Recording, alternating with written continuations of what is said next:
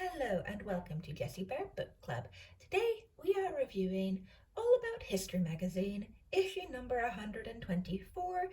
And don't worry, I am fully aware this is the Christmas issue and I am months behind. But I don't know, it takes me a while to read them. I'm sorry, but I got a subscription to All About History magazine for Christmas, so I think I'm going to have to pay them a little bit more attention again. As you can see, this issue focuses on Victoria and Albert, because it's all Christmassy, and there's some stuff about the nativity, the moon landings, and the history of sweets. So, shall we begin? Let us open up. What have we got? Index page. Normal stuff. Elton John. Keep going. The history of sweets. Now, I actually really like this. I read this during the holidays, and it was really cute.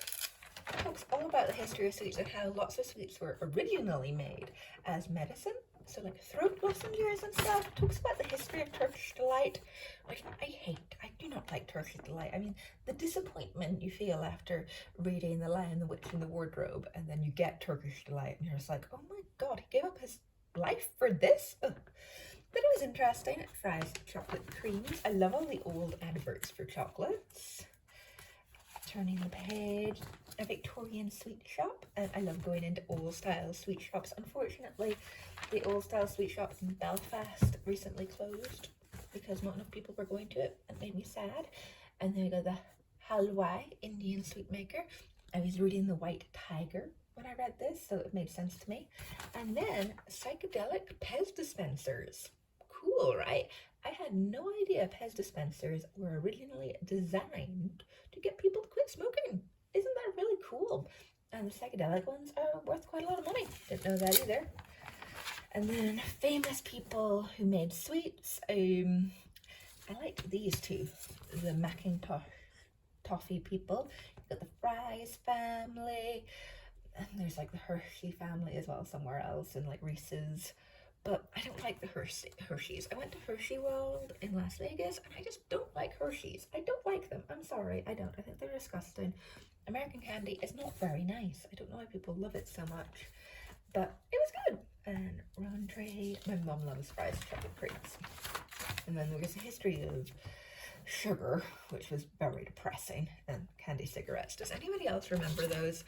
I know you couldn't get them in the UK when I was a kid in the early 2000s, but you could still get them in Spain. And I remember I bought some back for my friends once when I was like maybe about 10, and her mum went absolutely mental at us because she's like, it's going to encourage you to smoke. Needless to say, neither of us smoke. And moving along, sweet museums. I would love to go to the Cadbury's Museum, but I don't think that's ever going to happen. I did go to somewhere in England, and it was like this insane Cadbury's shop, but that was it. I can't remember where it was. I was at a wedding. We went on our day, the day after the wedding, when we were super hungover. And then we get on to Victoria and Albert and their love affair. It was so sweet, and there's all the love letters. I read them all, and really about Victoria's younger life and how she was very cooped up, and how her mother was overly enforceful of the rules, and she hated her mother's friend, the male friend. I mean, you can just watch The Young Victoria. It tells you pretty much all of it.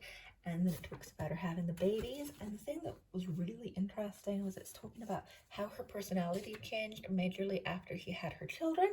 And they think now that she suffered from postnatal depression, which makes a lot of sense. And I like that theory. They also talk about how Albert was super unpopular because he was German, but then his popularity went up because he tried to save his wife during the first assassination attempt on her life. And I liked that. I love the little Christmas cards as well, and how Victoria and Albert tried to display themselves as almost the model middle class family so that they could integrate themselves more into the British mindset and culture, something that the Windsors are still keeping up. And I just liked it. It's my sort of article. And then the history of the nativity I read, which was really quite boring. I mean, it's talking about the wise man, the stars, a child is born, and really the crux of this article was, if you choose to believe in the nativity, it has power. And then we had Mary Wollstonecraft, the first feminist. I read this entire article. I think it would make a good historical novel. Her life would make a good historical novel, but this article was very dry.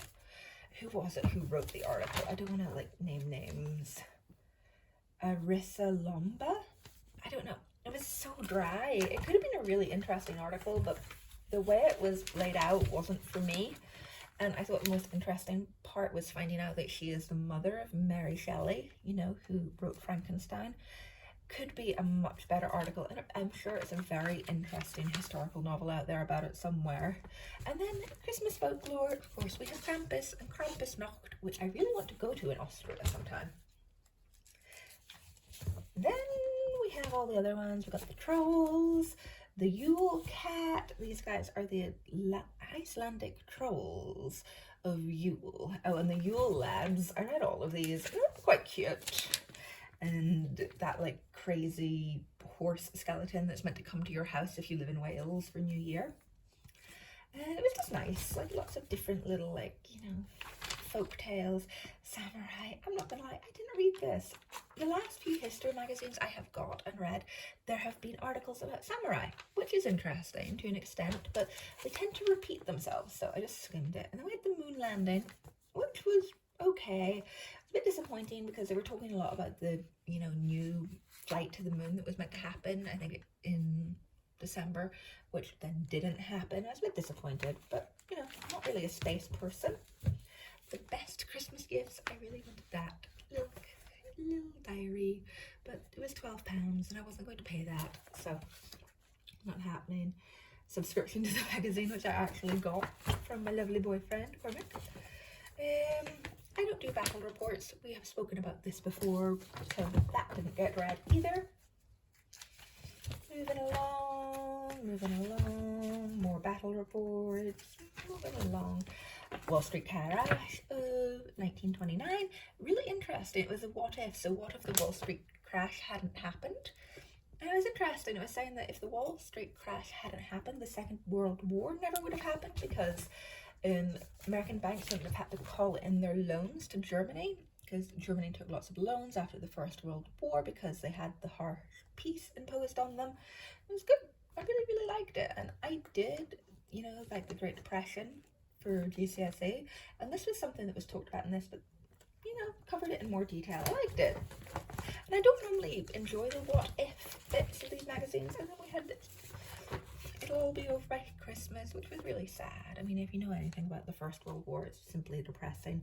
But I really liked all the little artworks. I love the art from the First World War period. It has really, not quaint, but you see artwork from the First World War, and you know it's from the First World War because of the way it's drawn. And, you know, look at the terriers, all the terriers, and Perman and the Kaiser. I like the Paris soap parody, and all these little cards are in a book called It Will All Be Over by Christmas, The First World War in Postcards by John Wilton. That's a really cute book. It's a sort of book I'd probably get my stepdad for Christmas or something. He likes things like that. And then we have reviews of movies, All Quiet on the Western Front, the German version. Haven't seen the first one, probably won't watch that. This book about great battles in the Anglo-Saxon time, I'm not interested in. Then there's none of the reviews. This one really caught me, you know, Ed Wood and stuff, not for me. But we do have King's Cake, which I thought looked lovely. And as you know, I grew up in Spain, so I've had this before. But I'd like to make it. But it looks a little bit complicated, so I guess I'll have to take some time off work, or at least take a day to make it, because it looks so nice. I don't think I'd do all the multicolored bits, and I definitely wouldn't put a toy in it. But you get the idea. And that's it. That's my review of All About History, issue number 124. Good, not great. I will try and review every single magazine this year that comes out, because I'm going to get all of them, because I have a subscription. But they probably won't be in order or on time. So please hold with me. As always, like, comment, and subscribe. Until next time, guys.